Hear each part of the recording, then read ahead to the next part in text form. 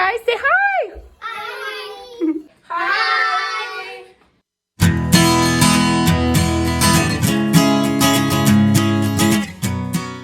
Okay, so let's talk about blanching. We're getting ready to start making salsa, and our first step is blanching, correct? Yes, so what you do when you're blanching is you take your tomato. You can use tomatoes that have spots in it, that don't look the best, that are kind of more throwaway ones. Because they're gonna get cut up in pieces anyways, so you don't really need the beautiful ones that are, you know, expensive. You can cut for the cheap ones that are gonna taste just the same. They're gonna be as fresh as the ones that are perfectly rounded without any blemishes. Because what you're gonna do, you're gonna cut those blemishes off anyways. Okay, so blanching, what you do, you take a knife and you just cut a small little X, just pretty much to cut the skin of the tomato. And then you place it in a boiling hot water for about 30 to 60 seconds. It really depends on the size of the tomato. What you're doing when you're blanching, you are basically cooking it enough to where the skin falls off of it easier. Because if you try to peel a tomato, obviously if you peel a tomato by just your hands, it is not gonna work. So you blanch it to heat up the outside enough to where it comes off semi-easily. Okay.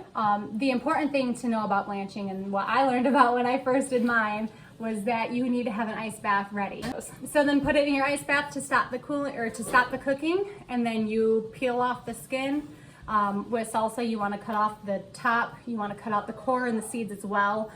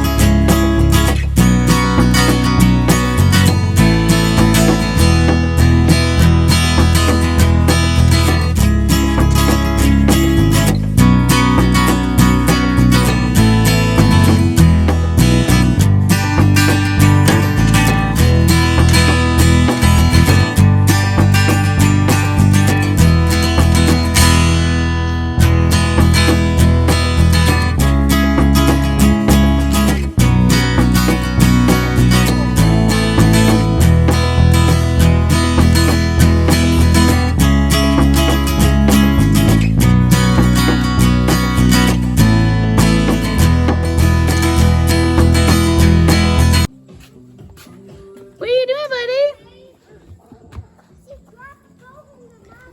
Look at how pretty you look. You guys look so cute. Come here, Tanny, come closer. Show everybody your face. They did their own makeup. Let me see your pretty face, Helena.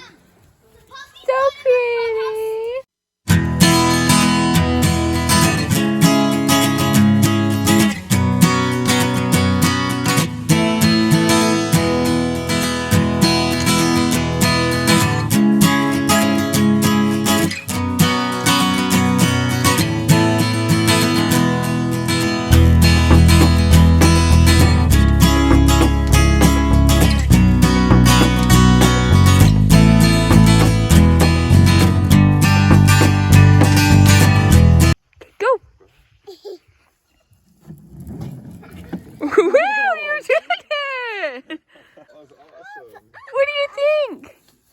You gonna do it again? Okay, do it again. That's fun.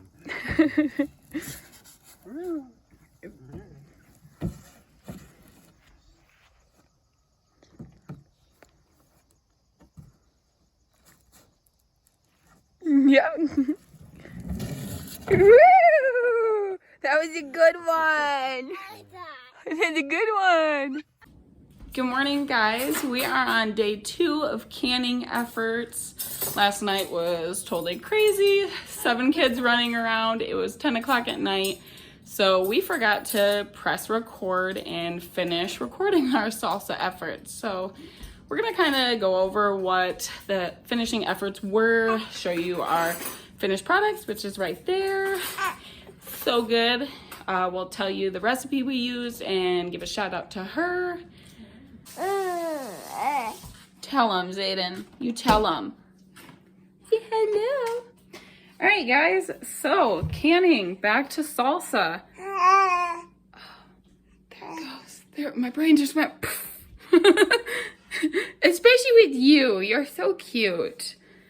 All right, where did we leave off in the video last night? We had diced up the tomatoes. We had diced up our onions. I think we diced up the green peppers. Shortly after we stopped, we diced up hot peppers. Let me show you guys those because we were unsure of the name. So just to show you. Okay, so this guy, right? Okay. So other things we chopped up afterwards. We did fresh cilantro. We did garlic and onion. And then, so there was a couple other just random things in there. We did lemon juice. Personally, we used just a little bit less lemon. So all the rest of the stuff is telling stories, huh, buddy? So we used tomato paste. Not a lot of that. That's just to help thicken it up a little bit. And you don't need yeah, it's totally optional. Organic cane sugar is personally what we use. That was just a small amount. And salt, sea salt to be specific. That was also a small amount. That's pretty much it, guys. Again, we will leave a link for the recipe we followed in the description. So the next step in the salsa after mixing all those ingredients together was the water bath. Dallas is gonna tell you about the water bath. Yeah, so after we added the ingredients together, we actually let it simmer in a pot for about half an hour. That way it lets all of the, vegetables simmer down, that all the juices mixed in together. So that way it's all one big flavorful pot. And then when it comes to that, you want to take your jars and you want to sanitize them in a jar, in a big pot of boiling water. You want to keep your jars warm. So do, 3 or 4 of them at a time while you're working with them. And then you evenly disperse them in it with this. You want to, whatever your recipe calls for, this recipe called for it called for a 1/2 inch below the jar. Oh, and that's what this handy tool is for. That's in Glat Kit. So you have your little marks on there. So you put the edge of the jar there and you want to make sure your juices of whatever you have in there is at the bottom of that. Get right inside the lip of your jar, so you make sure that it was that level. Every recipe is a little different, so well, and it depends on your altitude too, as to how long you need to boil it, because it ultimately breaks down into that as to how much air you need to have into the jar in order to how long you boil it to escape the air, so that way it actually seals. Yeah. So then filled it up, and then you always want to clean up the seal around it and then the lid that's underneath. You want to take a wet paper towel and just clean that up, because if you have any food particles that are in that, it will not seal properly, and then you're not gonna be able to use it. It's gonna be exposed. You need to a the tight air. seal if you're planning on preserving, which is our goal. We are preserving all this and building up our pantries. Yes, absolutely. We water bath for how many minutes? The recipe called for 15 minutes at our altitude. Yep, for this length. So you put it back into a pot of roaring boiling water with 1 inch of water over top of it, so that way it's completely submerged. And then you let it boil for 15 minutes. You take it out with your grippers and you set them down, and you don't touch them for 24 hours. You want to let them sit still so they don't break the glass. Guys, and it was so yummy. The recipe we chose was yummy. We kind of altered it just a little on things. And our husband's personal preferences. Oh yeah, especially hers. Hers likes a lot likes of it spices. hot. We will show you guys the finished products.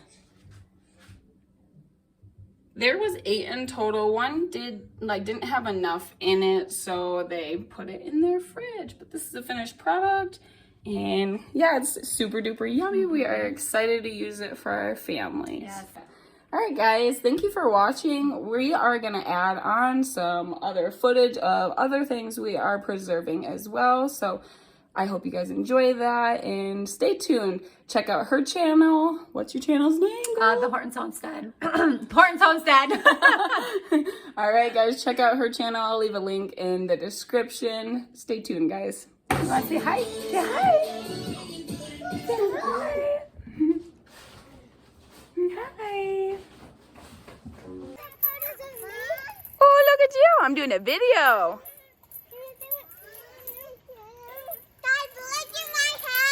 A dirty hand. What's Kyson doing? Oh, Kyson.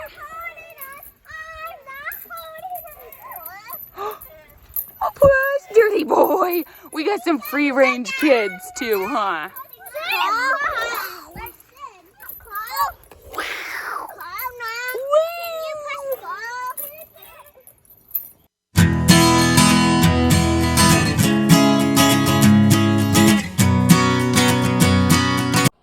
Well, guys, that is it for this video. Drop any helpful tips and tricks you have in the comments. We would really appreciate that. As always, spreading love and bucket loads of peace your guys' way. Until next time.